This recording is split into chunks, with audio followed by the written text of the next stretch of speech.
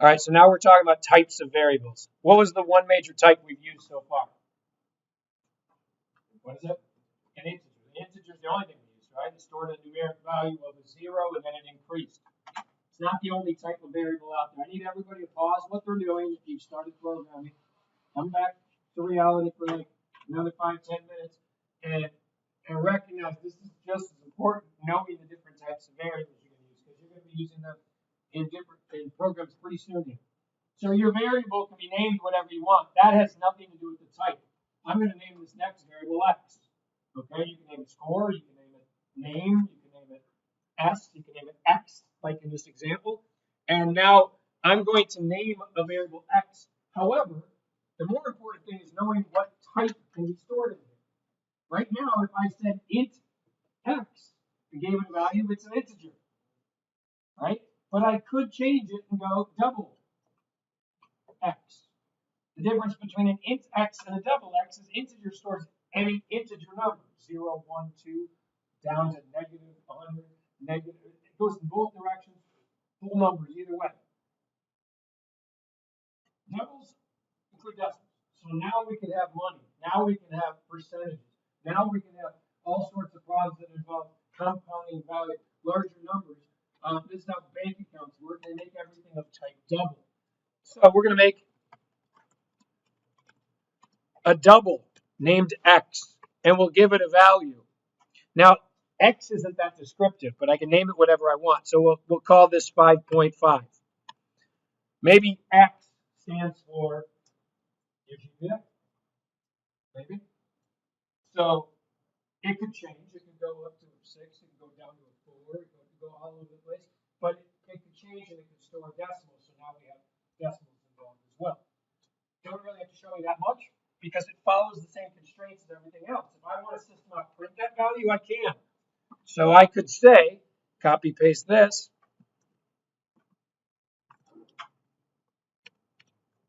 on the next line, I could say my GPA is, and then print out.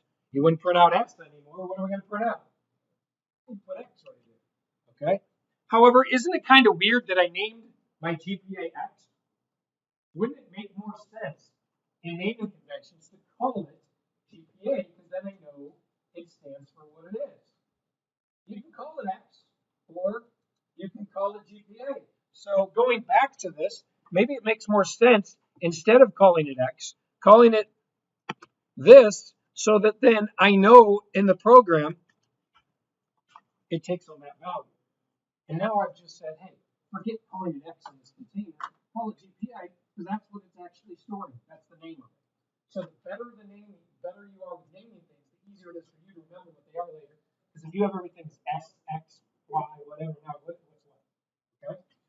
Okay? That's up to you, though, if you want to do that. So if I print this out, it's just going to do exactly that. It's going to say my GPA is 5.5. Okay? And now what you can easily do is change that GPA. Let's say that you excel in this class and you get, now you got some extra credit for being an AP class, and you get a perfect score and you're doing so well, blah, blah, blah. Now your grade went up to a 5.75. You can say GPA equals 5.75. It's now at that value. And at that point in time in the program, it would be 5.75. But you need to have then another line of code afterwards to show that it updates. Otherwise, it will update. You just won't know that. So now it's updated. I want to say that. Another way to have done that same thing with a double is I could have said, and I'm going to show you that you don't need to skip lines. I just like to do that every once in a while. I could have said GPA equals GPA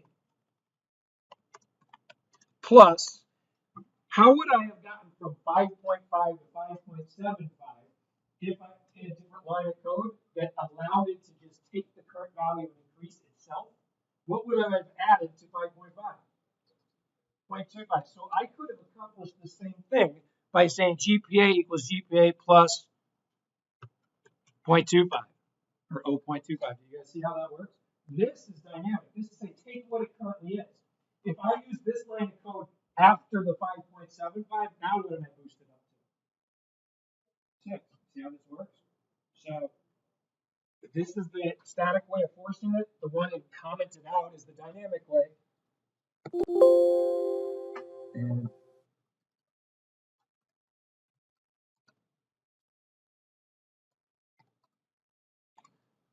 And you'll learn more about that term later. Dynamic, allowing the program to do it itself. So we have an integer and a double. Another one that you can use, and another one that is often liked to use, is a word. And this is where it's going to get a little hazy, and tomorrow we'll come back and talk a little bit about it. But let's say that I wanted to create a variable that stores your first name. You can do that. This is so unlike math. And now we're getting away from numbers. But if I want to create a variable named name, it stores the text Dave. I can do that. So what it's allowing you to do is to store this entire piece of text in one variable. So watch this.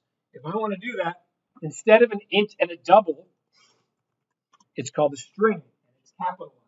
Like everybody create this one, and this is the last one we're going to make for today. We're going to call it string instead of calling it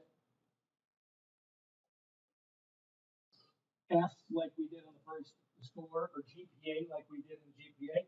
Let's call it string name, like the name of the actual variable, like the name I put in that container right there. So the name always follows it. The name is name in this example. And then let's put a piece of text just like we would normally do inside of a system out print line that says Dave or your particular name. Put your name in there. So you're just creating a variable. You're initializing a variable named name to the value of Dave. So now you're seeing a value doesn't always have to be a number.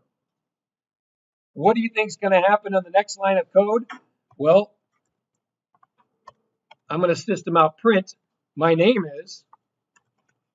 What would I put after the plus sign? Am I going to put Dave?